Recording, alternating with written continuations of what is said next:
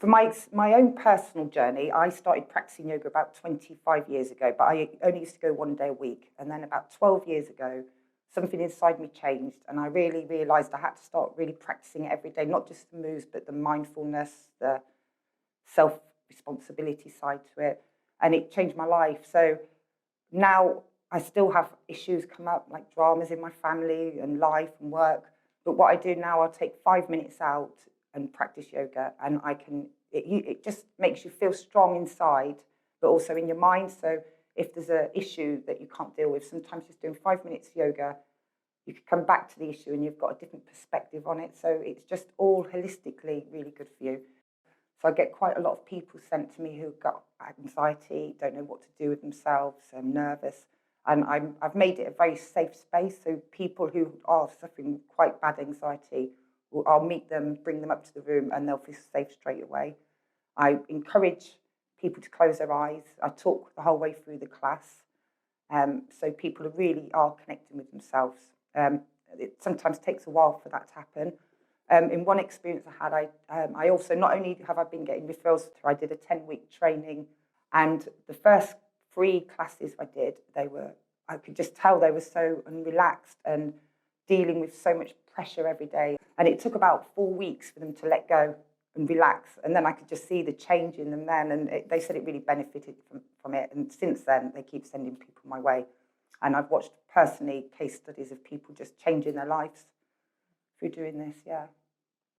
I do teach the yoga at the Brixham Edge on Bolton Street. They give me the space to use. It's lovely, big, beautiful room. Yeah. And I do it outside as well in the summer.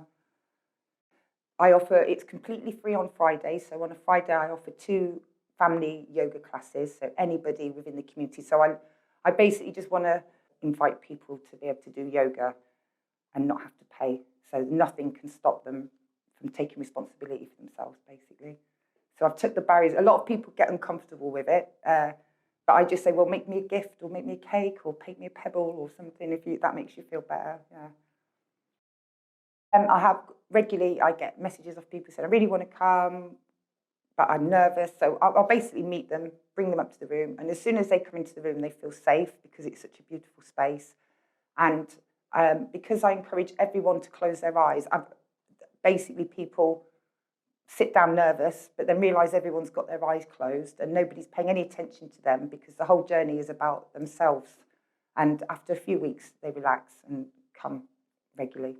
I've just connected with an 82-year-old lady who I met at the Aging Well Festival called Michelle, and she discovered yoga 2 years ago. She's now going to 10 classes a week all over the Bay, and she is the biggest inspiration I've ever met. She's incredible. She's just impressive. So I meet people who are older and say, oh, I could never do that. And I say, well, it's not about the moves, it's about connecting with your body. And over time, your body will open up. And say you've been sat for 20, 30 years and not really opening up your body needs it, and your body will benefit from it, and your body wants it. So once you start connecting with yourself, it just opens up the doors. It really does. Yoga 100% keeps you well, yes. I've experienced it my own self. I'm fitter and healthier than I've ever been.